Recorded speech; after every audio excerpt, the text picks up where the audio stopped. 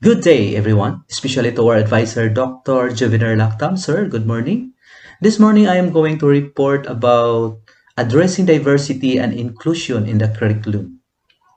Do you believe that no two students are the same? Or do you believe that learners do not come from the same mode? Diversity or differences among our students have placed greater demands to teachers and today's schools. Students may differ in race, which is commonly indicated by the color of the skin. They maybe belong to different ethnic or religious group and speak different languages.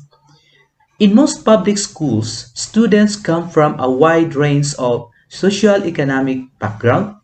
Increasing number of children come from families that are plagued by poverty, unemployment, frequent relocations, limited access to high medical and social services.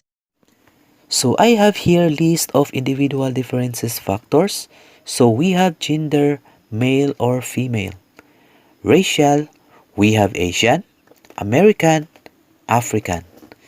Ethnic or cultural background, we differ from nationality maybe, the province that you came from, or the language you speak. This diversity also comes from other factors like the following. Socioeconomic status, the millionaire's lifestyle differs from that of middle income or lower income group. Socioeconomic status is the social standing or class of an individual or group. It is often sometimes a combination of education, income, wealth, and occupation. Number two is thinking or learning style. Some of you learn better from seeing something, others by just listening, and still others by manipulating something. As we have learned from our other subjects, we have learned about the learning styles of an individual. So we have 5 stimuli that affect the learning of an individual. We have the environment. For example, you can study in a cool, quiet room and others cannot. We have the emotional motivation, persistence, responsibility, and structure. We have also the sociological. You can study alone or with peers or colleagues. And we have also the physiological. You can study while eating or not eating. Or you are using your perpetual modalities like auditory, visual, tactile, and kinesthetic. The last one is psychological, corresponds to the types of psychological processing in our body. Number three is for individual differences is exceptionalities.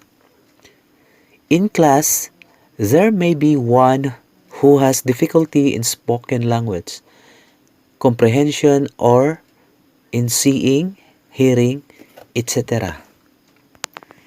In K to 12 schooling, exceptionalities refers to both disabilities and giftedness. For example, the student is having an autism, deaf or blind. So we have here 5 factors of exceptionalities. So now we have number 1, behavior, and number 2 is communication. For example, if the student or a person is having a hard time hearing, he has language impairment and learning disabilities. And number 3 is intellectual. It is either the student is gifted or he is having a mild intellectual disability or development disability. And number 4 is physical refers to the physical feature of the student.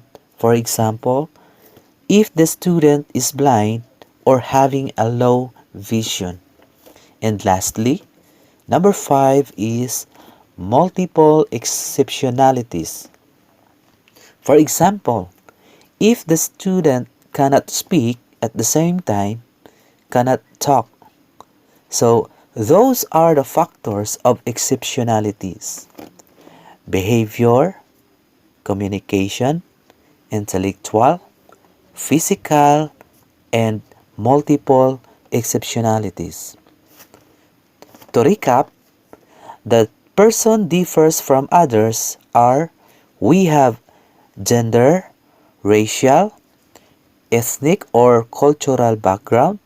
We have also the social economic status of a person, the learning style of the students, and number 3 is the exceptionalities. Second,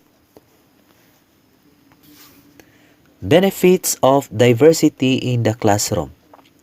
Students' self-awareness is enhanced by diversity. Exposing students to others with diverse background and experiences also serves to help students focus on their awareness of themselves. When they see how others are different, students are given reference points or comparative perspectives which sharpen assessment of their own attitudes, values, and behaviors.